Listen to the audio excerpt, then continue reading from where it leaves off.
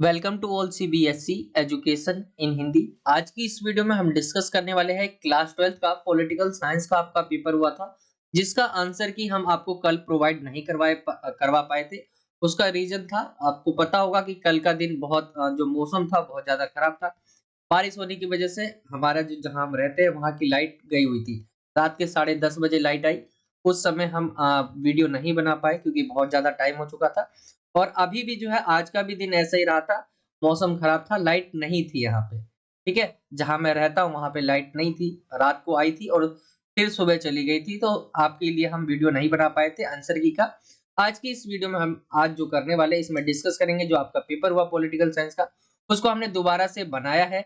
आपको मैं अगर पेपर दिखाऊं आपका पेपर कैसा आया था, कौन सा सेट है, जैसे कुछ इस तरह से ये पेपर था बोर्ड का, यहाँ पे देख सकते हैं। मैंने इसको दोबारा से जो है दोबारा से लिखा है, इसको दोबारा से बनाया है इस पेपर को, तो यहाँ पे कुछ इस तरह से यहाँ पे देख सकते हैं। जो हमने किया है इसके अंदर जो हम करने वाले हैं सेट 1 है ये आपका। और ये टोटल 12 नंबर के क्वेश्चन थे आपके सेक्शन ए में। सबसे पहला क्वेश्चन पूछा गया था आपसे भारत और नेपाल के बारे में। इनके संबंधों के बारे में निम्नलिखित में से कौन सा कथन जो है वो सही नहीं है। भारत और नेपाल के संबंधों के बारे में इनमें से कौन सा कथन दिया हुआ है वो सही नहीं है। तो इसका जो राइट आंसर निकल कर आ जाएगा, ये आ जाएगा आपका ऑप्शन डी। नेपाल जो है सदैव भारत की नीतियों का अनुसरण करता है। तो ये वाला जो ऑप्शन है ये गलत हो जाएगा। हमेशा ही जो भारत कहता है या नीति जो लाता है उसका अनुसरण जो नेपाल है वो नहीं करता है। बाकी आपके ऑप्शन जो दिए हुए भारत और नेपाल के बीच एक दूसरे में बिना वीजा के आपको पता है कि आ सकते हैं, जा सकते हैं, काम करने के संबंध में एक विशेष संधि हो रखी है। भारत नेपाल से आने वाले जो नदी है उसका जल है वो साझा करता है।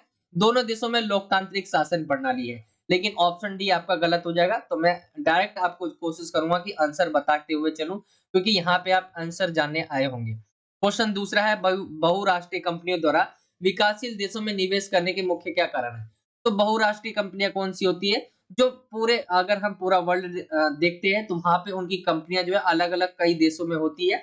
ठीक है, एंड वो दूसरे देशों में क्यों करते हैं जाके निवेश, क्यों अपनी फैक्ट्रियां डालते हैं, उसका मेन रीजन पैसा कमाना ही होता है। तो अपनी संपत्ति को बढ़ाना और अधिक मुनाफा कमाना, इसीलिए जो है वो बहुराष्ट्रीय कंपनियां हैं विकासशील देशों में अपना निवेश करते हैं। क्वेश्चन तीसरा था आपका, रिक्त स्थान से रिलेटेड क्वेश्चन पूछा हुआ था। यहाँ पे जो आ जाएगा आपका आंसर वो आ जाएगा ऑप्शन सी, टिकाऊ विकास। ठीक है, इसके अंदर आपका टिकाऊ विकास आ जाएगा। उसका मतलब क्या होता है, हमें जो आने वाली जो पीढ़ी है, हमारे पास जो संसाधन है, हम उसका यूज ऐसे करें कि हमारी आने वाली पीढ़ी भी जो है उसका यूज कर सके। मतलब ये चीजें आप डाल सकते हो। टिकाऊ विकास का अर्थ ऐसी प्रगति से जो वर्तमान पीढ़ी की आवश्यकता को भावी पीढ़ी की आवश्यकता के साथ समझौता किए बिना पूरा करती है। तो ये आपका ऑप्शन सी जो है राइट आंसर निकल कर आ जाएगा, टिकाऊ विकास। आगे आएंगे क्वेश्चन नंबर 4 की तरफ। क्वेश्चन नंबर जो 4 पूछा गया है आपसे कि किस आधार पर जो है संयुक्त राष्ट्र जो है सुरक्षा परिषद की स्थायी सदस्यता का दावा करता है भारत। ठीक है, भारत किस आधार पर करता है, तो भारत के बारे में देखेंगे तो ये सभी कथन सही लग रहे होंगे आपको कि परमाणु क्षमता है। ठीक है, एशिया में अवस्थित होना, ये एक ऑप्शन गलत हो जाएगा। बाकी धर्मनिरपेक्ष देश होना, विशाल जनसंख्या। लेकिन इन सब में भी सबसे जो राइट आंसर निकल कर आ जाएगा ऑप्शन डी, विशाल जनसंख्या है और बड़ी आर्थिक शक्ति है। तो ये होना बहुत ज्यादा जरूरी रहता है अगर संयुक्त राष्ट्र संघ की जो परिषद है उसके अंदर स्थायी सदस्य का दावा करना है आपको। अब यहाँ पे इंग्लिश मीडियम में सभी क्वेश्चन दे रखे हैं जो मैंने आपको बताया। ये सभी एक पेज आपका हिंदी मीडियम में है और नेक्स्ट पेज आपका इंग्लिश मीडियम में। कुछ इस तरह से ही पैटर्न में आपका पेपर आता है बोर्ड का। तो यहाँ पे आप देखेंगे इंग्लिश मीडियम में जो दिया हुआ है, जैसे कि मैंने आपको आंसर बता दिए है। जैसे पहले का ऑप्शन जो है डी निकल कर आ जाएगा कि which one of the following statements about relation between India and Nepal is not correct. ठीक है, तो ऑप्शन डी आ जाएगा। दूसरा क्वेश्चन जैसे बोला गया है किस लिए आते हैं, जैसे identify the main reason behind the investment of MNC यानी multinational companies in developing countries. ठीक है, तो राइट आंसर क्या निकल कर आ जाएगा, प्रॉफिट ज्यादा करने के लिए, टू इंक्रीज देयर ऑन जो है एसेट्स एंड अर्न प्रॉफिट्स। तो ये आ जाएगा ऑप्शन बी आपका राइट आंसर। ठीक है, आगे आएंगे तो इसके अंदर आपका क्या निकल कर आ जाएगा, ऑप्शन जो सी, जैसा मैंने बताया सस्टेनेबल डेवलपमेंट के बारे में, ऑप्शन जो सी है इसका राइट हो जाएगा। एंड 4 जो क्वेश्चन था आपका वो हो जाएगा लार्ज पॉपुलेशन है एंड बिग इकोनॉमिक पावर है। तो ऑप्शन डी इसका राइट आंसर निकल कर आ जाएगा। अब हम आते हैं क्वेश्चन नंबर 5वीं की तरफ। अभिकथन और कारण से रिलेटेड क्वेश्चन था ये आपका, पूछा गया था। जैसे को अभिकथन दिया हुआ है, 1990 के दशक के संवैधानिक राजतंत्र के दौरान नेपाल की राजनीतिक पार्टियां और आम जनता अधिक खुली और उत्तरदायी शासन प्रणाली चाहते थे। ये बात सही है। कारण क्या दिया हुआ है, राजा सेना की सहायता से सरकार पर पूर्ण जो है नियंत्रण बनाए हुए था और उसने नेपाल में लोकतंत्र के विस्तार को प्रतिबंधित किया। तो इसमें अगर हम देखें, जो राइट आंसर निकल कर आ जाएगा आपका, वो आ जाएगा ऑप्शन सी। ए सही है लेकिन आर गलत है। ऑप्शन सी है इसका राइट आंसर निकल कर आ जाएगा। एंड आपका 6 क्वेश्चन की तरफ आएंगे। अभिकथन दिया हुआ है, संयुक्त राष्ट्र जो है संघ, आप जानते होंगे यूएनओ, उससे आशा की जाती है कि एक ध्रुवीय विश्व में बेहतर काम कर पाएगा। तो ये बात सही है, उससे आशा की जाती है कि वो सही काम कर पाएगा। सोवियत संघ के विघटन के बाद कई नए जो देश है संयुक्त राष्ट्र संघ जो है उसके सदस्य बने। तो ये भी बात सही है। यानी यहाँ पे ए और आर दोनों सही है, लेकिन आप देखेंगे तो एक दूसरे से मैच नहीं खा रहा है ये। तो यहाँ पे डाल देंगे आप जो है ए और आर दोनों सही है, परंतु आर ए की सही व्याख्या नहीं है। ऑप्शन बी इसका राइट आंसर निकल कर आ जाएगा। ठीक है, ऐसे आप इंग्लिश मीडियम में यहाँ पे आंसर जो है लिख लिए, ऑप्शन सी इसका आ जाएगा। ए ठीक है लेकिन आर सही नहीं है, तो यानी ऑप्शन सी आपका आ जाएगा। एंड आपका 6 क्वेश्चन पूछा गया था, जिसका आंसर आपका both A and R जो है ट्रू, बट जो है R is not the correct explanation of A। Option B right answer हो जाएगा। आगे आएंगे हम क्वेश्चन नंबर 7 की तरफ। निम्नलिखित में से कौन सा लक्ष्य द्वितीय पंचवर्षीय योजना से अपेक्षित था? तो इसमें आप कंफ्यूज हो जाएंगे। यानी क्या जो है द्वितीय पंचवर्षीय योजना का उद्देश्य था, एक मेन चीज पे क्या फोकस करना था उन्हें। पहला जो हुआ था उसमें हमने जो है कृषि के ऊपर जो है हमने फोकस किया। एंड दूसरा जो हुआ, दूसरे पे हमने जो है औद्योगिकरण, ठीक है, उद्योगों को बढ़ावा दिया, जो है हम अपना आर्थिक विकास तेज कर पाए, यानी औद्योगिकरण। ऑप्शन ए इसका राइट आंसर निकल कर आ जाएगा। उसके ऊपर हमने जो है फोकस किया। क्वेश्चन नंबर 8वीं की तरफ आएंगे। निम्नलिखित में से कौन सा नीति आयोग का उद्देश्य नहीं है? तो रणनीतिक नीति प्रदान करना सही है, थिंक टैंक के रूप में काम करना ये भी ठीक है, विकास कार्यक्रम के लिए धन की व्यवस्था करना। एंड आपका बोला गया है नीति के धीमे कार्यान्वयन को समाप्त करना। तो ये आपका ऑप्शन जो है गलत हो जाएगा, यानी ऑप्शन जो डी है वो आपका गलत निकल कर आ जाएगा। ये इसका उद्देश्य नहीं है, बाकी ये तीनों इनके उद्देश्य हैं।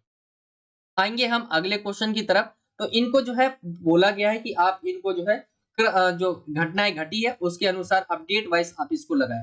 लाल बहादुर शास्त्री जी की प्रथम जो लाल बहादुर शास्त्री की प्रधानमंत्री के रूप में नियुक्ति कब हुई थी? तो राइट आंसर निकल कर आ जाएगा आपका 9 जून 1964 को जो है इनकी नियुक्ति हुई थी। तो राइट आंसर 1964 आ जाएगा। ताशकंद समझौता कब हुआ था? तो ये हुआ था आपका ताशकंद समझौता, ये 24 जनवरी को हुआ था। ठीक है, 24 जनवरी 19 ये आ जाएगा आपका 66 में। एंड आपका चौथा आम चुनाव हुआ था 1967 में। बीबी गिरी का राष्ट्रपति निर्वाचित होना ये कब हुआ था? तो ये हुआ था 24 अगस्त को। ठीक है, ये जो है राष्ट्रपति निर्वाचित हुए थे 24 अगस्त 1969 को। तो ये आपके कुछ यहाँ पे क्रम अनुसार आप इसे लगा ले। सबसे पहले आपका जो है निकल कर आ जाएगा लाल बहादुर शास्त्री, यानी ऑप्शन देखेंगे आप यहाँ पे तो ए ही आपका विकल्प दिख रहा है जिसके अंदर पहला है। ठीक है, दूसरा भी अगर हम देख ले एक बार, तो दूसरा क्या बोला गया है, दूसरा 1966, फिर 67 एंड 69। तो ये पहले से ही क्रम में है, पहला, दूसरा, तीसरा, चौथा। तो राइट आंसर आपका जो था वो ऑप्शन ए राइट है। ठीक है, आप इसे क्वेश्चन नंबर 10वें की तरफ आएंगे। भारत में प्रथम लोकतांत्रिक लहर की समयावधि के बारे में पूछा गया, क्या थी?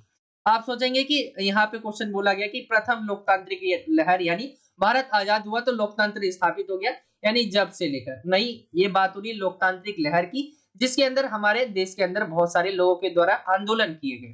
ठीक है, जैसे कौन सा दशक था? 1960 से के दशक से लेकर 70 के दशक। ठीक है, यानी आप 1960 से स्टार्ट करिए और 70 के दशक का मतलब क्या होता है? 80 तक। ठीक है, इनके बीच का भाग, यानी राइट आंसर आपका ऑप्शन बी आ जाएगा। लेकिन 60 से लेकर 80 तक अगर आप देखेंगे, आपको ये चीजें याद होनी चाहिए कि 60 के दशक बोला गया यानी 60 से लेकर 70 तक होता है। एंड आपका 70 बोला गया है तो 70 का दशक जो होता है वो होता है 70 से 80 तक। तो यहाँ पे जो बोला गया है 1960 के दशक से 1970 के दशक तक, तो इसके अंदर देखेंगे लोगों के द्वारा कई आंदोलन हुए। जैसे आपका जो है हमारे आंदोलन में अगर देख ले कई घटनाएं घटी इसके अंदर, जैसे जो है जून 1965 75 में आपका जो है आपातकाल लगाया गया, आपको पता होगा 1975 में आपातकाल लगा। इसके अंदर और भी घटनाएं आप आंदोलन के रूप में लिख सकते हैं। ठीक है, तो ये आप इसका राइट आंसर ऑप्शन बी आएगा। ये मेरे हिसाब से मुझे ये ठीक लग रहा है, क्योंकि मैंने इसके बारे में थोड़ा पढ़ा तो मैंने यही देखा कि इसका आंसर ऑप्शन जो बी है, लोगों के द्वारा जो आंदोलन किए गए उसके अनुसार जो है क्वेश्चन पूछा था। आगे हम आए क्वेश्चन नंबर 7 की तरफ, जो इंग्लिश मीडियम के क्वेश्चन है। यहाँ पे जो इंडस्ट्रीज है उसके ऊपर फोकस किया गया था। एंड क्वेश्चन नंबर 8वें की तरफ आएंगे, तो राइट आंसर आपका जो है ऑप्शन जो डी है वो निकल कर आ जाएगा, to put an end of the trading implementation of the policies. ठीक है, ऑप्शन डी निकल के इसका राइट आंसर आ जाएगा। अरेंज करना है आपको, तो इसका राइट आंसर 9वें का आंसर जो है आपका ए आ जाएगा। एंड आगे 10वें की तरफ आए तो ऑप्शन बी ये राइट आंसर निकल कर आ जाएगा। बाकी आप मुझे कमेंट में भी बताइए इसका आंसर आपने क्या लिखा 10वें का। आगे आते हैं हम क्वेश्चन नंबर 11वें की तरफ। बोडो समुदाय का संबंध किस राज्य से है? तो इसका राइट आंसर निकल कर आ जाएगा बी ऑफ असम से जो है इनका संबंध है। बोडो है क्या? तो बोडो जो है एक जनजाति, बोडो एक क्या है, जनजातियों का नाम है जिसके असम राज्य से संबंधित है। जो इन्होंने काफी पहले, अगर बात करें हम 1980s के दशक की, तो उस समय इन्होंने एक आंदोलन जो है उग्र आंदोलन चलाया था, जिसमें इन्होंने बोडोलैंड जो है मांग करी थी एक जगह की। ठीक है, उनको एक अलग राज्य की मांग जो है, जिसका नाम बोडोलैंड रखा था उन्होंने, तो उसकी मांग करी थी। तो ये बोडो जो समुदाय है वो असम से रिलेटेड है। क्वेश्चन नंबर 12वें की तरफ आएंगे। जम्मू और कश्मीर के संबंध अनुच्छेद 370 को समाप्त किया गया। तो यहाँ पे देखिए जो ऑप्शन दिए हुए आपके, इस ऑप्शन में कोई भी यहाँ पे राइट नहीं है। ठीक है, 5 अगस्त है राइट आंसर। जो जम्मू कश्मीर है उसमें जो अनुच्छेद 370 है उसको 5 अगस्त 2019 को समाप्त किया गया था, लेकिन आपके ऑप्शन में नहीं है। तो एक बार आप मुझे जरूर बताइए कि आपने वैसे 9 अगस्त किसी बच्चे ने भरा हो, अगर 5 अगस्त को देखकर कि 5 अगस्त सबसे कम में दिख रहा है तो 9 अगस्त। बाकी आप टीचर्स भी आपको बताएंगे कि इसका क्या भरा है, या ऑप्शन ही आपके गलत दिए हुए। मेरे हिसाब से तो ये ऑप्शन आपके गलत दिए हुए, क्योंकि 5 अगस्त 2019 को समाप्त किया गया था। ठीक है, बाकी मुझे ऐसा लगता है कि 9 अगस्त भरा हो बच्चों ने, ऐसा हो सकता है। इंग्लिश मीडियम में आप यहाँ पे देख सकते हैं, Bodo community belong to which state, तो आसाम राइट आंसर जो है यहाँ पे आसाम आ जाएगा आपका। ठीक है, ऑप्शन जो सी है वो आ जाएगा। एंड आपका when was the article related to Jammu and Kashmir जो है हटाया गया, तो ऑप्शन जो है इसमें कोई नहीं है। 5 जो अगस्त है वो आपका राइट आंसर है। बाकी आप टीचर आपको सही से बताएंगे कि आपने ऑप्शन गलत है इसके बारे में। ठीक है, मेरे को ऐसा लगता है कि ऑप्शन ही गलत है। तो ये आपके एमसीक्यू के क्वेश्चन थे। आई होप कि आपको पता चला होगा कि आपने कितने क्वेश्चन सही किए, कितने गलत किए। आप कमेंट करके जरूर बताइए। आगे आएंगे आप सेक्शन जो है ख की तरफ, सेक्शन बी की तरफ। इसके अंदर आपके जो है ये भी 12 नंबर का क्वेश्चन है। यहाँ पे 2-2 नंबर के आपके 6 क्वेश्चन पूछे गए थे, जिसमें पूछा गया था भारत और पाकिस्तान के बीच जो संबंध है उसको सुधारने के लिए 2 उपाय आपको बताने। तो क्या है? बातचीत होना चाहिए दोनों देशों के बीच, और क्या है, व्यापार से रिलेटेड जो चीजें रुकी हुई है आप उनको जो है, अगर व्यापार होगा यानी आर्थिक सहयोग होगा एक दूसरे के बीच, तो इससे क्या होगा, रिलेशन अच्छा होगा। तो ये आप डाल सकते हैं यहाँ पे 2 पॉइंट।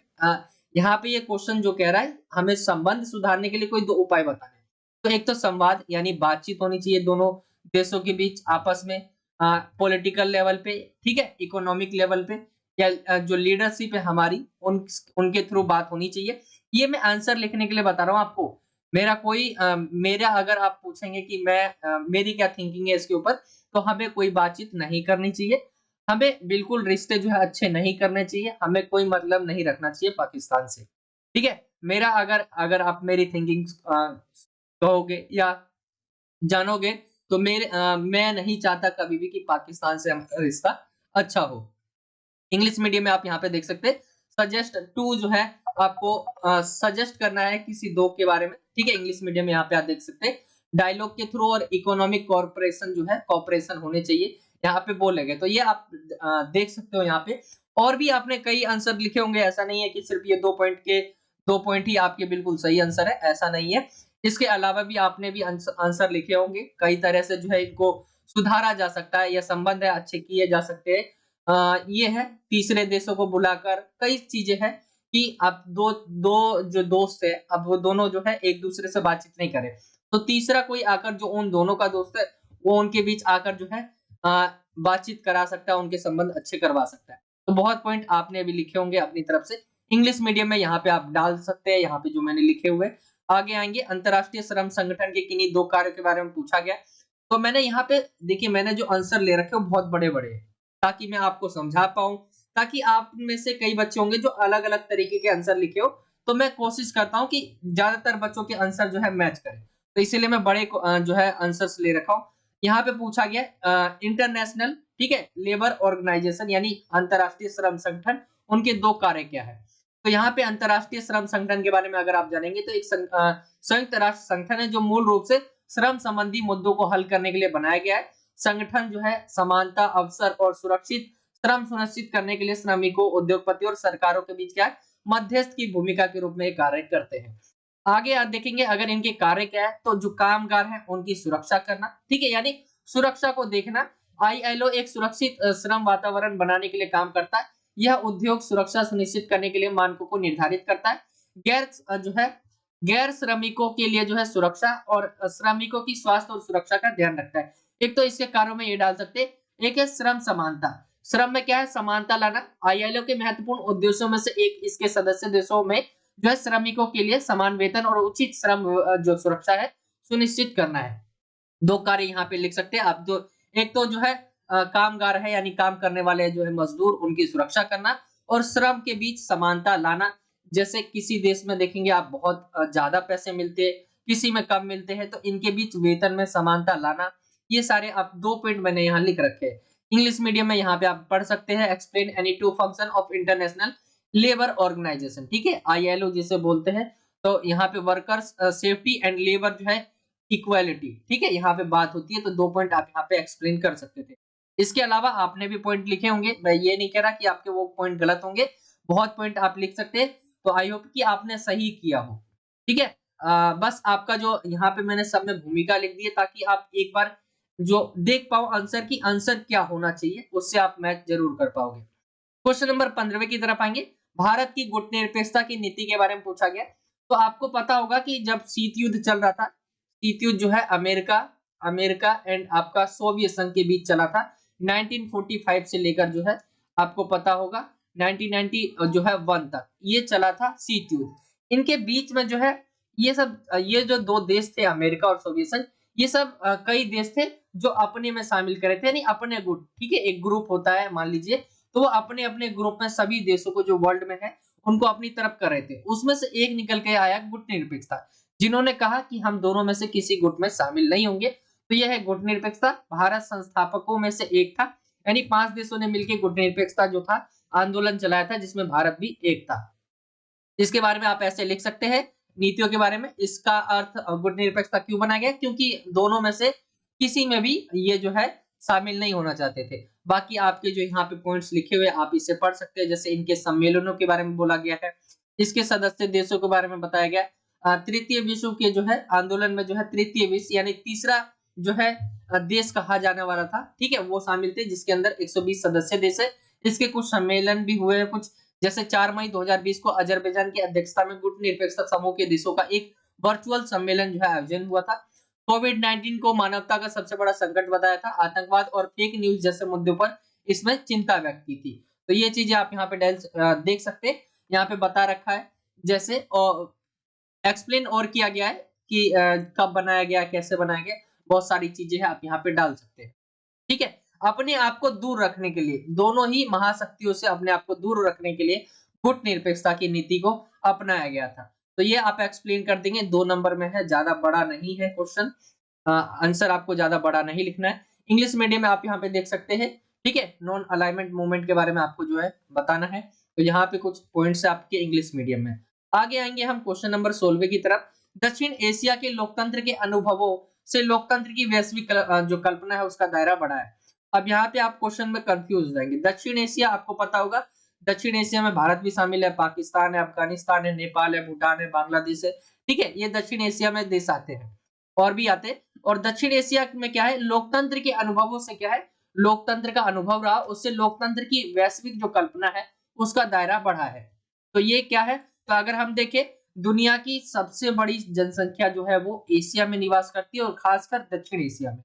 अगर हम देखें तो सबसे पहले दक्षिण एशिया दुनिया के कुछ सबसे बड़े लोकतंत्रों का घर है, जैसे कि भारत देख लिया, पाकिस्तान भी लिखा हुआ है, लेकिन पाकिस्तान में भले ही जो है लोकतंत्र कभी जो है स्थायी तौर पे नहीं रहा हो, कभी पूरी तरीके से ना रहा हो यहाँ पे, लेकिन कोशिश की जाती है। बांग्लादेश और श्रीलंका, ठीक है, यहाँ पे देखेंगे दक्षिण एशिया में ऐसे देश है जिनमें जो क्या है लोकतांत्रिक व्यवस्था अपनाई हुई है।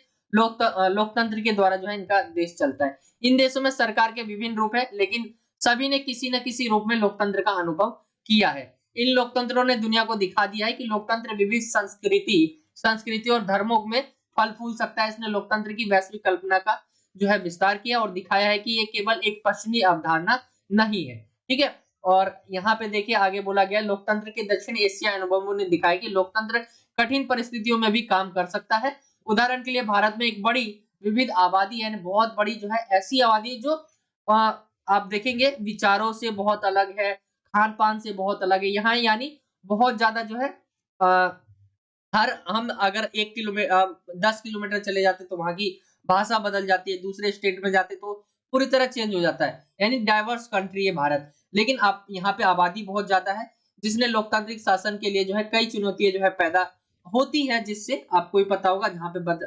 बहुत ज्यादा जो है दूरी पर भाषा चेंज हो जाए, रहन सहन पहनावा चेंज हुआ, वहां पे चुनौतियां होगी। लेकिन भारत कई आंतरिक और बाहरी चुनौतियों का सामना करने के बाद भी क्या है लोकतंत्र को बनाए रहने में कामयाब हुआ है। तो इस अनुभव से लोकतंत्र की वैश्विक कल्पना का विस्तार किया और दिखाया कि यह विभिन्न संदर्भों में काम कर सकता है। अंत में कुछ इस तरह से यहाँ पे जो मैंने सभी में निष्कर्ष जरूर लिखा है, जिन बच्चों ने लिखा होगा आप पढ़ सकते हैं।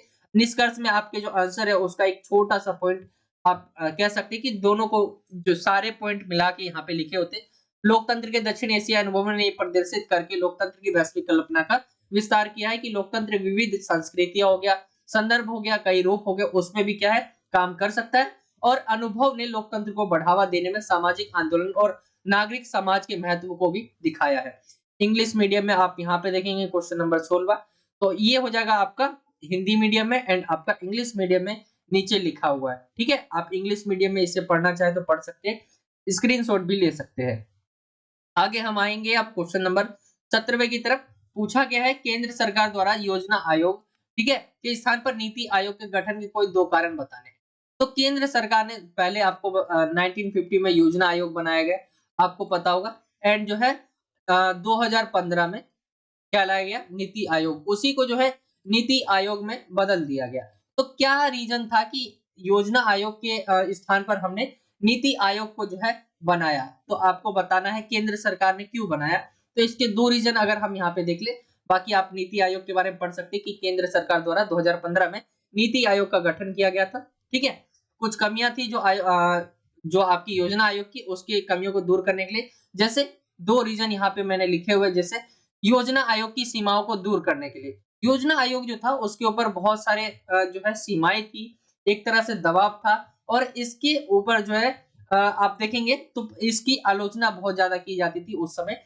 तो धीरे धीरे जो है उसको दूर करने के लिए यहाँ पूरा एक्सप्लेनेशन पढ़ सकते हैं यहाँ पे, ठीक है, पूरा एक्सप्लेनेशन आपको दिख रहा होगा, आप यहाँ पे पढ़ सकते हैं। मैं ज्यादा एक्सप्लेन नहीं करूंगा इसकी सीमाओं को दूर करने के लिए। साथ ही आप देखेंगे तो बदलते अगर हम विश्व को देखें तो कुछ ना कुछ चीजें क्या है बदलती है, हमें समय के साथ आगे बढ़ना होता है। तो बदलती आर्थिक और सामाजिक वास्तविकताओं के साथ नियोजन प्रक्रिया को संरेखित करने के लिए, ठीक है। तो आजादी के बाद भी योजना आयोग वैसा का वैसा ही था, उसको बदलना भी बहुत ज्यादा जरूरी था। तो इन चीजों के लिए भी जो है आप देख लेंगे इसको बदलना था। रीजन मैंने दे दिया है, आपका जो है निष्कर्ष कुछ इस तरह से दिया हुआ है। संक्षेप में देखें तो योजना आयोग की सीमाओं को दूर करने और बदलती आर्थिक और सामाजिक वास्तविकताओं के साथ योजना प्रक्रिया को संरेखित करने के लिए जो है योजना आयोग का नीति आयोग का गठन किया गया। इसका उद्देश्य योजना जो प्रक्रिया है राज्य और निजी क्षेत्र में शामिल करके और विकास के लिए अधिक नीचे से ऊपर दृष्टिकोण को अपनाकर विकास के अधिक समावेशी और टिकाऊ रूप को बढ़ावा देना था। तो यहाँ पे आप देखेंगे कुछ इस तरह से इसका आंसर आप लिखे होंगे। इसके अलावा भी पॉइंट लिखे होंगे तो वो भी सही होगा अगर आप कुछ ऐसा लिखे होंगे तो। इसको आप इंग्लिश मीडियम में कुछ इस तरह से देख सकते हैं, ठीक है। आगे हम आएंगे क्वेश्चन नंबर 18 की तरफ। भारत ने सीटीबीटी यानी व्यापक परीक्षण प्रतिबंध संधि तथा एनपीटी पर जो है परमाणु अप्रसार संधि जिसे कहा जाता है उस पर हस्ताक्षर नहीं किए। कोई 2 कारण आपको बताने हैं। तो भारत ने कई कारण थे जिससे परमाणु अप्रसार जो है अप्रसार संधि, एनपीटी और व्यापक परीक्षण प्रतिबंध संधि यानी सीटीबीटी पर हस्ताक्षर नहीं किए। कोई 2 रीजन पूछे गए, जैसे भारत की सुरक्षा की चिंता है, एक तो ये रीजन। भारत द्वारा एनपीटी और सीटीबीटी पर हस्ताक्षर नहीं करने के लिए प्राथमिक कारणों में से एक ये कि इन संधियों को उन देशों के खिलाफ भेदभावपूर्ण रूप में देखता है जिन्हें परमाणु हथियार वाले राज्यों के रूप में मान्यता नहीं दी गई है। भारत का हमेशा से ये कहना रहा है कि परमाणु कार्यक्रम है मुख्य रूप से आत्मरक्षा उद्देश्यों और अपने पड़ोसी देशों से संभावित खतरों को रोकने के लिए है। भारत को यह भी लगता है कि एनपीटी पर हस्ताक्षर करने का मतलब क्या है, स्थायी परमाणु जो है निशस्त्रीकरण को स्वीकार करना, जो देश के रक्षा और सुरक्षा के हितों के लिए अस्वीकार्य होगा। ये समझ लीजिए कि एनपीटी और सीटीबीटी कुछ इस तरह से थे कि आप इस पे साइन कर लेंगे तो आप क्या परमाणु हथियार नहीं बनाएंगे।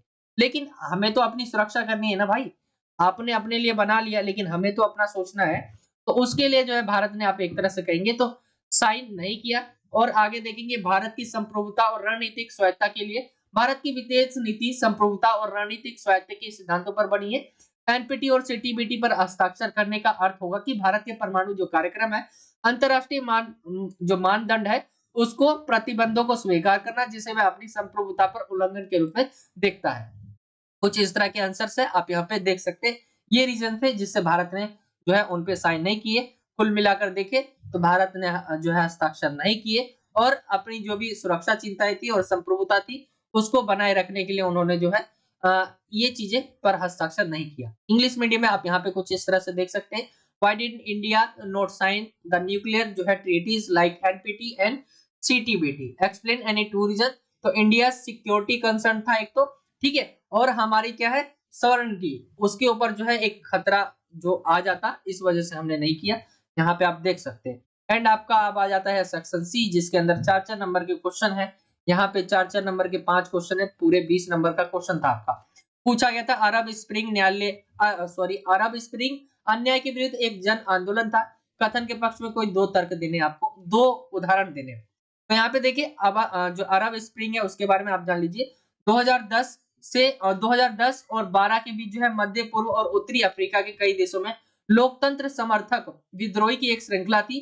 विद्रोह मुख्य रूप से सत्तावादी जो सरकार थी, जो अपनी पद पे बैठे हुए थे, ऊंचे पदों पे, उनके खिलाफ इन्होंने लोगों ने मिलकर क्या है एक आंदोलन किया। भ्रष्टाचार, सामाजिक न्याय की कमी के प्रति लोगों के असंतोष से प्रेरित थे क्योंकि वहां पे भ्रष्टाचार ज्यादा था, सामाजिक न्याय नहीं थी। इसलिए जो है उन लोगों ने क्या किया, एक अन्याय के खिलाफ लोगों ने क्रांति करी। इसमें सबसे जो फेमस आता है ट्यूनीशिया का और मिस्र का। ट्यूनीशिया में होता क्या है, अरब स्प्रिंग की जो शुरुआत होती है दिसंबर 2010 में, जब एक युवा स्ट्रीट वेंडर होता है, पुलिस की जो बर्बरता है उसके और भ्रष्टाचार के विरोध में खुद को जो है अपने आपको आग लगा लेता है। तो पूरे देश में क्या है विरोध प्रदर्शन होने लग जाते हैं जिसमें राष्ट्रपति जीन एल जो है अबिदीन बैन अली को हटाने की मांग की जाती है। 20 से अधिक वर्षों तक ये सत्ता में था, ठीक है, इसको हटाने की मांग की जाती है। बहुत ज्यादा प्रदर्शन होते हैं, नागरिक समाज समूहों द्वारा जो है यहाँ पे देखेंगे आर्थिक असमानता और राजनीतिक दमन के खिलाफ संघर्ष कर रहे थे और लोगों की क्रांति अंततः बैन अली को जो है बैन अली को उखाड़ फेंकने में सफल रही, जिससे एक लोकतांत्रिक परिवर्तन का मार्ग प्रशस्त हुआ। आगे देखिए मिस्र में, तो मिस्र में अरब वसंत का विरोधी जो है जनवरी 2011 में शुरू हुआ, जिसमें राष्ट्रपति होस्नी मुबारक को हटाने की मांग की गई, जो कि 3 दशकों का मतलब है 30 साल लगभग से अधिक जो समय है, 30 साल से अधिक तक क्या है सत्ता में था। उसके विरोध में बड़े पैमाने पर युवा लोगों और नागरिक समाजों समूहों द्वारा जो है संचालित है, जो आर्थिक अवसरों, राजनीतिक स्वतंत्रता और सामाजिक न्याय की कमी से निराश थे। लोगों की क्रांति आते हैं मुबारक को गिराने और राजनीतिक संक्रमण के दौर में प्रवेश करने में सफल रही। हालांकि बाद में सैन्य अधिग्रहण और असंतोष के दमन ने मिस्र में लोकतंत्र की दीर्घकालिक संभावनाओं के बारे में चिंता बढ़ा दी। यही था, आप देखेंगे जो पूछा गया है अरब स्प्रिंग के बारे में, अन्याय के विरुद्ध एक जन आंदोलन था। तो वहां पे क्या है कि अरब कंट्रीज में आपको पता होगा मिस्र हो गया, ट्यूनीशिया हो गया, इसके बारे में बताया हुआ जहाँ पे आंदोलन हुए, ठीक है।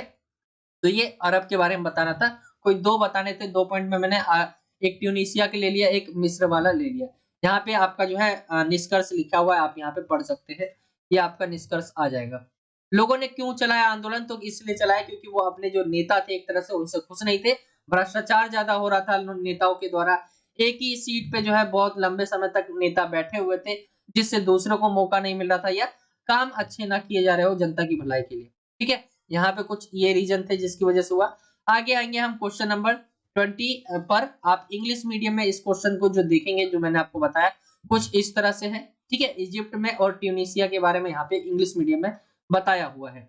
हम आते हैं अब क्वेश्चन नंबर 20 की तरफ। 1969 में कांग्रेस पार्टी में हुए विभाजन की कोई 2 कारण उजागर करने। 1969 79 सॉरी अ, जो है 69 में, ठीक है? 1969 में कांग्रेस पार्टी का विभाजन हो जाता है 2 भागों में। एक कांग्रेस ओ और कांग्रेस आर के रूप में ये बढ़ जाती है, जो कि अंततः जो कांग्रेस आई और कांग्रेस टी बन जाती है बाद में। विभाजन कई कारणों से होता है। क्या कारण थे? एक तो विचारधारा इनकी अलग-अलग थी, यानी वैचारिक मतभेद था, ठीक है? एक का सोचना दूसरा था, दूसरे का सोचना अलग था। तो एक कारण ये यहाँ पे आप डाल सकते हैं, एक्सप्लेन कर सकते हैं। ठीक है, एक्सप्लेन किया हुआ है। कांग्रेस पार्टी में विभाजन के प्राथमिक कारणों में से एक पार्टी नेतृत्व के बीच वैचारिक मतभेद था। तत्कालीन प्रधानमंत्री इंदिरा गांधी ने लोक लुभावन और समाजवादी एजेंडा अपनाया था, जिसमें बैंकों का राष्ट्रीयकरण, प्रीवी पर्स का उन्मूलन और भूमि सुधार शामिल थे। हालांकि मोरारजी देसाई के नेतृत्व में पार्टी के भीतर रूढ़िवादी गुट इन जो है नीतियों का विरोध कर रहा था और अधिक बाजारोन्मुख दृष्टिकोण का समर्थन करता था। इस वैचारिक विभाजन के कारण अंततः 2 गुटों में एक ही कारण आप डाल देंगे। नेतृत्व का मुद्दा विभाजन के बाद देखेंगे तो एक अन्य प्रमुख कारण जो है नेतृत्व का मुद्दा था। 1966 में जो है लाल बहादुर शास्त्री के बाद इंदिरा गांधी जो है प्रधानमंत्री बनी थी। हालांकि उनकी नेतृत्व शैली और नीतियां पार्टी के भीतर कई वरिष्ठ नेताओं को स्वीकार्य नहीं थी। उन्होंने महसूस किया कि वह निरंकुश और तानाशाही थी और वह पार्टी की जो है लोकतांत्रिक परंपराओं को कमजोर कर रही थी। इसीलिए 1969 में इंदिरा गांधी को पार्टी से निष्कासित कर दिया गया था और उन्होंने अपना गुट बनाकर जवाब दिया, जो अंततः कांग्रेस आई बन गया। ठीक है, कुल मिलाकर देखें तो 2 रीजन मैंने आपको बता दिए जिसके कारण जो है एक तो वैचारिक मतभेद था इनके बीच और नेतृत्व का मुद्दा कि वो जो नेतृत्व कर रहे हैं वो सही नहीं है, वो ज्यादा ही क्या है तानाशाही रुख अपना रहे। तो ये कारण थे जिससे जो है 1969 में कांग्रेस पार्टी में विभाजन हुआ है। और भी आपने कारण लिखे होंगे वो भी सही होंगे। ठीक है, 2 पॉइंट पूछे गए तो मैंने 2 ही बताए। इंग्लिश मीडियम में यहाँ पे आप डाल सकते हो आंसर कुछ इस तरह से। Highlight any 2 reason for the split in the Congress party in 1969। जो आइडियोलॉजिकल जो है डिफरेंस था इसके अंदर एंड लीडरशिप इशू था। तो यहाँ पे कुछ इस तरह से इंग्लिश मीडियम में हो जाएगा। आगे आते हैं हम क्वेश्चन नंबर 21 की तरफ। जून 1992 यानी 1992 में रियो में आयोजित पृथ्वी सम्मेलन के किन्हीं 4 परिणामों के बारे में बताना है। तो पृथ्वी सम्मेलन है क्या? पृथ्वी सम्मेलन जिसे आधिकारिक तौर पर पर्यावरण और विकास पर संयुक्त राष्ट्र सम्मेलन के रूप में भी जाना जाता है। जून 1992 में रियो डी जेनेरियो ब्राजील में एक जगह है, रियो डी जेनेरियो। ठीक है, यहाँ पर एक सम्मेलन होता है जिसको ही पृथ्वी सम्मेलन के नाम से जाना जाता है। ये विश्व के नेताओं, नीति निर्माताओं, वैज्ञानिकों और पर्यावरणविदों की एक ऐतिहासिक सभा थी जिसका उद्देश्य संबोधित करना था कि वैश्विक पर्यावरण मुद्दों को दबाना। ठीक है, जो मुद्दे हैं उसको जो पृथ्वी शिखर सम्मेलन के कुछ प्रमुख परिणाम शामिल है। यहाँ पर जो मुद्दे हैं उसको दबाना नहीं आएगा। ठीक है, ये वैश्विक जो मुद्दे पर्यावरण मुद्दे हैं उसको क्या करना, हमें लोगों के बीच रखना और उसका सॉल्यूशन निकालना, कुछ इस तरह से आपने लिखा हो। पर्यावरण और विकास पर रियो घोषणा को अपनाना, एक तो ये आप यहाँ पर डाल देंगे। पर्यावरण और विकास पर क्या है, रियो जो घोषणा थी उसको अपनाना। इस घोषणा ने दुनिया भर में सतत विकास नीतियों और प्रथाओं को निर्देशित करने के लिए 27 सिद्धांतों को एक सेट पर स्थापित किया। इन सिद्धांतों ने पर्यावरण की रक्षा के लिए इंटरनेशनल इक्विटी, सार्वजनिक भागीदारी और एहतियाती उपायों की आवश्यकता पर बल दिया। आगे देखेंगे तो जलवायु परिवर्तन, संयुक्त राष्ट्र फ्रेमवर्क जो है कन्वेंशन ऑन जो है क्लाइमेट चेंज आपने देखा हो। ठीक है, तो यूएनएफसीसी के बारे में इसका निर्माण किया गया और इसमें ग्लोबल वार्मिंग और ग्रह पर इसके जो प्रभाव होते हैं उसके मुद्दे जो भी है उसको आगे ले गए।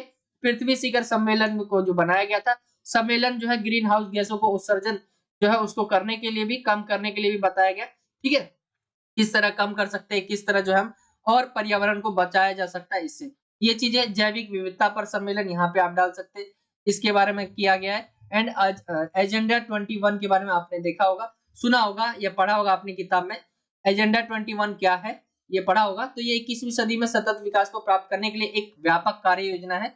आज ये दुनिया के सामने आने वाली पर्यावरणीय, सामाजिक और आर्थिक चुनौतियों का सामना करने के लिए सरकारों, अंतर्राष्ट्रीय संगठनों और नागरिक समाजों द्वारा उठाए जाने वाले विशिष्ट जो उपायों और रूपरेखा तैयार करता है। तो ये एजेंडा 21 है, जो एक एजेंडा चलाते हैं कि किस तरह हमें जो है कार्य करना है कि उस पर्यावरण पर उसका फर्क ना पड़े। ये चीजें यहाँ पर आप देख सकते हो। ये पॉइंट है 1992 में परिणाम क्या-क्या हुए, उसके क्या-क्या चीजें बनाई गई, यहाँ पे लिखे हुए।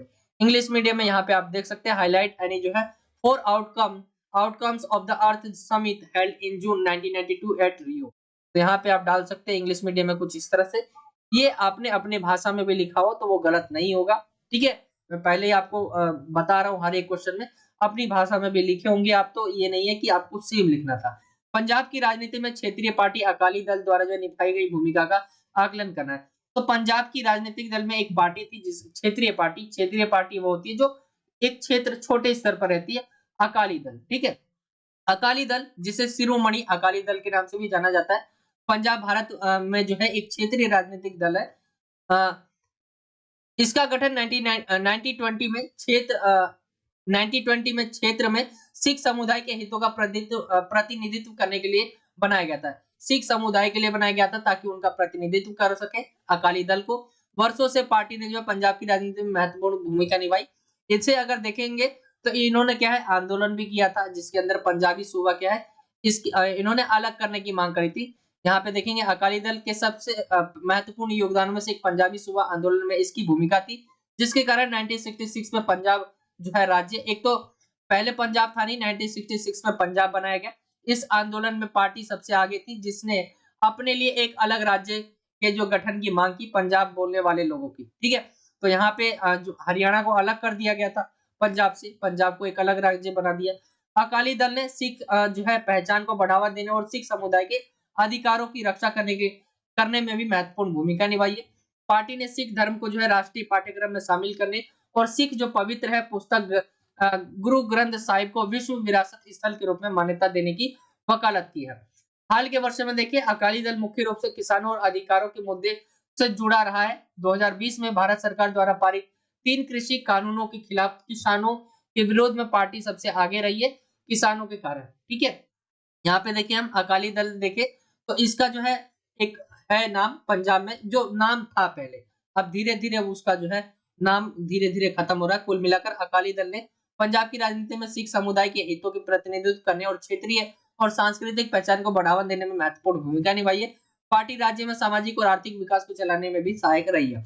कुल मिलाकर देखें तो ये सिखों से रिलेटेड जो है बनाया गया एक संघ था, या आप एक तरह से दल कह सकते हैं। अकाली दल ये सिख से रिलेटेड थे, इन्होंने सिख के हितों के लिए जो है बहुत चीजें करी और वो मांग करते रहते थे। तो ये है भारतीय राजनीति में इनका जो प्रभाव देख ले या इनकी भूमिका क्या रही है, ठीक है, अकाली दल की पंजाब की राजनीति में, ठीक है। आगे देखते हैं हम इसको, अगर आप इंग्लिश मीडियम में देखेंगे assess the role played by Akali Dal a regional party in the politics of Punjab. तो यहाँ पे आप देख सकते हैं अकाली दल कब बना, 1920 में, और भी चीजें यहाँ पे इंग्लिश मीडियम में लिखी हुई है। आगे हम आएंगे क्वेश्चन नंबर 23 की तरफ। भारत के साथ देशी रियासतों के विलय में सरदार पटेल की भूमिका के बारे में बताना है। तो आपको पहले भी बताया गया था क्वेश्चन। भारत में देख ले तो भारत की स्वतंत्रता के समय लगभग 562 यहाँ पे लिखी हुई है, लेकिन 565 रियासतें थी लगभग, जो कहा जाता है। हमने भी पढ़ा है तो 565 हमें कई बार हमने देखा है, ठीक है, किताबों में भी 565 ही लिखा हुआ है। उस समय देखे तो यहाँ पे 565 रियासतें थी और इन सबको जो है भारत में एक करना आसान नहीं था। उसके अंदर हमारे कई ऐसे स्टेट थे जो शामिल नहीं होना चाहते थे, जिसके अंदर आपको पता होगा कौन कौन से आते हैं। हैदराबाद, यहाँ पे देखेंगे हैदराबाद, जूनागढ़ और जम्मू कश्मीर सहित केवल कुछ राज्यों ने जो है शुरू में भारत में शामिल होने से इनकार कर दिया था, लेकिन पटेल और उनकी टीम अंततः उन्हें अपने साथ लाने में सफल रही थी, ठीक है। बहुत सारा है, या तो आप वही कहते हैं ना कि एक तो लौह पुरुष इनको कहा जाता था, आपको पता होगा, अगर आप यहाँ पे पढ़ेंगे तो इनके बारे में लिखा हुआ है क्या थे ये, ठीक है।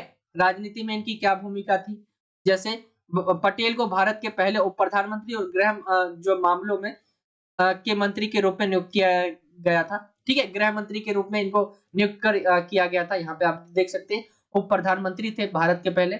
यहाँ पे इनकी राजनीतिक के बारे में भी वर्णन किया गया है और इन्होंने आप यही चीज़ आप समझ सकते हैं कि इन्होंने कहा बस कि आप शामिल हो जाइए। क्या अगर आप सही भाषा में शामिल हो जाते तो ठीक है, लेकिन उन्होंने दूसरा रुख तो भी अपनाया, यानी सख्त रुख जो है रुख भी अपनाया इन्होंने भारत को एक करने में। तो इनकी एक भूमिका जो है भारत हमेशा याद करता रहता है। इनके द्वारा आप देखेंगे तो इनकी एक जो है अब गुजरात में बनाई गई स्टैचू भी है, ठीक है?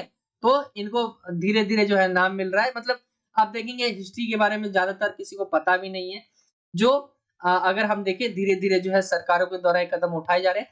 जो हमारे हिस्ट्री में जिन्होंने बहुत अच्छे काम किए, उनको हम भूल गए थे, तो दोबारा से हिस्ट्री को खोला जा रहा है एंड उनको जो है इज्जत दी जा रही है। उन्होंने जो किया उनके काम को जो है सराहा जा रहा है। इंग्लिश मीडियम में आप देखेंगे सरदार पटेल के बारे में यहाँ पे इंग्लिश मीडियम में है, किस प्रकार उन्होंने जो है भूमिका निभाई पूरे भारत को एक करने में। आगे आएँगे क्वेश्चन नंबर 24 पे, ये आपका जो है सेक्शन यहाँ पे सी यहाँ पे खत्म हो जाता है एंड यहाँ से आपका जो सेक्शन है, ठीक है, डी स्टार्ट हो जाता है। इसके अंदर 4-4 नंबर के 3 क्वेश्चन है, यानी ये 12 नंबर का है। इसके अंदर 3 आपके क्वेश्चन्स रहेंगे जिसमें आपका गद्यांश है, ठीक है, मैप रहेगा और कार्टून रहेगा। तो यहाँ पे कुछ क्वेश्चंस मैं आपको करके बता देता हूँ, फिर मैं सोच रहा हूँ इसका पार्ट 2 भी ले आऊँ, ठीक है? क्योंकि मैं पूरा वीडियो नहीं बना सकता, कुछ रीजंस है उसकी वजह से, ठीक है? क्योंकि यहाँ पे क्या है कि बार-बार लाइट कट रही है, जिसकी वजह से मैं इधर तक बता दे रहा हूँ आपको, सेकंड पार्ट में जल्दी आपके लिए लेकर आऊँगा। कई बार लाइट जा चुकी है, वीडियो कई बार खराब हो चुकी है, लेकिन मैं आपको नहीं बताया। कई बार ये वीडियो खराब हो चुकी है, मैं फिर भी आपके लिए दोबारा बनाते जा रहा हूँ ताकि बच्चे आंसर देख पाएँ। गद्यांश वाक्य के बारे में था, यहाँ पे गद्यांश में आपके क्वेश्चंस के आंसर मिल जाएँगे। यहाँ पे आप देख सकते हैं विश्वव्यापी पारस्परिक जुड़ाव को निम्नलिखित में से क्या कहा जाता है? वैश्वीकरण, उदारीकरण, सामाजिकरण या निजीकरण? तो यहाँ पे देखेंगे विश्वव्यापी पारस्परिक जुड़ाव को, इसके अंदर ही आपको मिल जाएगा, क्या कहा जाएगा, इसका आंसर निकल कर आ जाएगा आपका विश्वव्यापी पारस्परिक जो जुड़ाव है, ऐसे प्रभाव से निरंतरता पैदा हुए और कायम भी है। यहाँ पे आप देखेंगे वैश्वीकरण की बात हो रही है तो आपका वैश्वीकरण वैसे ही राइट आंसर निकल कर आ जाएगा, ठीक है? वैश्वीकरण, आगे वैश्वीकरण के आयाम क्या-क्या है? तो यहाँ पे इसके जो है, यहाँ पे आप देख सकते हैं कौन-कौन से आयाम हैं, राजनीतिक, सामाजिक और आर्थिक, ठीक है? 3 आयाम इसके हैं कुछ इस तरह से वैश्वीकरण के। आगे हम आए आंसर, यहाँ पे आंसर आपको इसमें देख लेना है, ठीक है? इसके अंदर आयाम अगर मिल जाते तो ठीक है, नहीं तो आपने पढ़ा होगा उसके अंदर निम्नलिखित, आगे देखिए तीसरा क्वेश्चन, निम्नलिखित में से कौन से आर्थिक गतिविधियों में वृद्धि करता है? रोजगारों को कम होना, गरीबी सूचकांक में वृद्धि, मजबूत जो है वैश्विक आर्थिक विकास या व्यापार में तेज गिरावट, ठीक है? ये जो है वृद्धि करता है, आर्थिक गतिविधियों में वृद्धि करता है, तो मजबूत वैश्विक आर्थिक विकास। तीसरा, आगे देखिए हम क्वेश्चन नंबर 4, निम्नलिखित में से कौन वैश्वीकरण का एक प्रभाव है? तो राज्यों की शक्ति में वृद्धि हुई है, ठीक है? नए व्यापार अवरोध लागू किए गए, उपभोक्ता का चयन विस्तृत हुआ है, स्थानीय उद्योगों को बढ़ावा मिला है। तो क्या-क्या है वैश्वीकरण का एक प्रभाव क्या है? तो ये राज्यों की शक्ति में वृद्धि हुई है, ये गलत है। राज्य की शक्ति में क्या है? वृद्धि नहीं, एक तो काम में भी इनका जो है गिरावट आया है। उपभोक्ता का चयन जो है विस्तृत हुआ है, ये तो बढ़ा है, ये आप डाल सकते हैं। स्थानीय उद्योगों को बढ़ावा मिला है। तो ये आप अगर पैसेज में देखेंगे आपको आंसर मिल जाए, नहीं तो आपको पता होगा इसका आंसर, ठीक है? यहाँ पे आप हिंट मिल जाता है आपको पढ़ने से। तो आई होप कि आपने ये क्वेश्चन कर ही लिया होगा। इंग्लिश मीडियम में कुछ इस तरह से ये क्वेश्चन है, यहाँ पे आप देख सकते हैं, ठीक है? यहाँ पे आप क्वेश्चन पूछा गया है मैप से रिलेटेड, वह देश जिसके साथ भारत का 1962 में युद्ध हुआ था तो वो चीन था, ठीक है? वह देश जिसके साथ भारत का कश्मीर मुद्दे पर विवाद है तो वो है पाकिस्तान, हम पाक लिख देते हैं। वह देश जो 1970 युद्ध में जो अस्तित्व के बाद आया तो वो था बांग्लादेश, ठीक है? एंड आपका पूछा गया भारतीय राज्य जो चीन के साथ सीमा साझा करता है तो क्या निकल कर आ जाएगा? वो अरुणाचल प्रदेश। तो यहाँ पे कुछ इस तरह के आपको मैप पे पता ही होगा क्या-क्या आ जाएगा राइट आंसर। पाकिस्तान आ जाएगा आपका, ठीक है? पाक, यहाँ पे चीन आ जाएगा और आपका जो है बांग्लादेश आ जाएगा, ठीक है? आपके ये दिए हुए यहाँ पे जैसे बांग्लादेश ए पे दिया हुआ है आपको, तो यहाँ पे जो भरना है जैसे पहला क्वेश्चन दिया हुआ है तो पहला क्या है? चीन है। चीन किससे दिखाया गया? सी से। तो यहाँ पे लिखना है आपको, यहाँ पे पहले का क्या है? यहाँ पे सी आ जाएगा, ठीक है? संबंधित अक्षर एंड राइट आंसर जो यहाँ पे चीन आ जाएगा, ठीक है? ऐसे दूसरा जो पूछा गया, दूसरा क्वेश्चन क्या है? दूसरे में पूछा गया था जिसके साथ भारत का जो है कश्मीर मुद्दे है, तो यहाँ पे क्या है? पाकिस्तान को किससे दिखाया गया यहाँ पे? तो यहाँ पे बी से दिखाया गया, ठीक है? यहाँ पे दिख भी नहीं रहा सही से, ए सी यहाँ पे बी है, सॉरी यहाँ पे डी है, ये डी है। तो यहाँ पे डी से दिखाया गया पाक को, तो यहाँ पे पाक लिख देते हम। एंड आपका जो है आगे देखिए तीसरा क्वेश्चन, तीसरा क्वेश्चन है वह देश जो 1971 के युद्ध में के बाद अस्तित्व में आया था, तो बांग्लादेश किससे दिखाया गया, ए से। तो यहाँ पे आपको ए भरना है एंड यहाँ बांग्लादेश लिखना है, ठीक है, ये हो जाएगा। एंड आपका फोर्थ जो निकल कर आ जाएगा वो आ जाएगा, फोर्थ जो क्वेश्चन पूछा गया है वो है आपका कौन से किससे दर्शाया गया, तो बी से, वो आ जाएगा आपका अरुणाचल प्रदेश, ठीक है। यहाँ पे आप लिख सकते हैं अरुणाचल प्रदेश। तो ये आपका कुछ इस तरह से मैप वाला क्वेश्चन हो जाएगा। आप इंग्लिश मीडियम में भी यहाँ पे देख सकते हैं, चाइना राइट आंसर निकल कर आ जाएगा यहाँ पे, ठीक है। यहाँ पे पाकिस्तान आ जाएगा एंड यहाँ पे जो है बांग्लादेश आ जाएगा एंड लास्ट आपका जो है अरुणाचल, ठीक है, अरुणाचल प्रदेश राइट आंसर आ जाएगा। मैप में मैंने आपको बता ही दिया कहाँ पे कौन सा, तो यहाँ पे अरुणाचल प्रदेश ये आपका जो है हो जाएगा। तो ये आपका जो है मैप वाला क्वेश्चन हो जाएगा। आई होप कि आपको यहाँ तक समझ आया होगा। यहीं तक रहने देते हैं, मैं पार्ट 2 में जो है आपको आगे के 6 नंबर के क्वेश्चन जो आगे रह गए उसको जल्दी मैं कवर करवा दूंगा। आप कमेंट करके लेकिन जरूर बताइए कि आपको पार्ट 2 में आपके लिए बनाऊं कि नहीं बनाऊं। रिस्पॉन्स ज्यादा आएगा बच्चों का तो मैं जरूर बनाकर डाल दूंगा, ठीक है। बाकी वीडियो बहुत ज्यादा लेट हो गई है, रीजन मैंने आपको बता दिया है। बच्चे आप देखे भी ना देखे मुझे नहीं पता, लेकिन मैं फिर भी आपके लिए जो है डाल रहा हूँ, ताकि कुछ ऐसे बच्चे भी है जो देखना चाह रहे होंगे तो उनके लिए मैं जरूर जो है प्रोवाइड करवा दूं। तो ये आज का वीडियो था। आई होप कि आपको वीडियो अच्छा लगा होगा। वीडियो अच्छा लगा तो वीडियो को लाइक करें, शेयर करें अपने दोस्तों में, चैनल पे नहीं हो तो चैनल को सब्सक्राइब करें। चलिए मिलता हूँ आपसे अगली और एक्साइटिंग वीडियो में, जब तक के लिए जय हिंद, जय भारत, वंदे मातरम।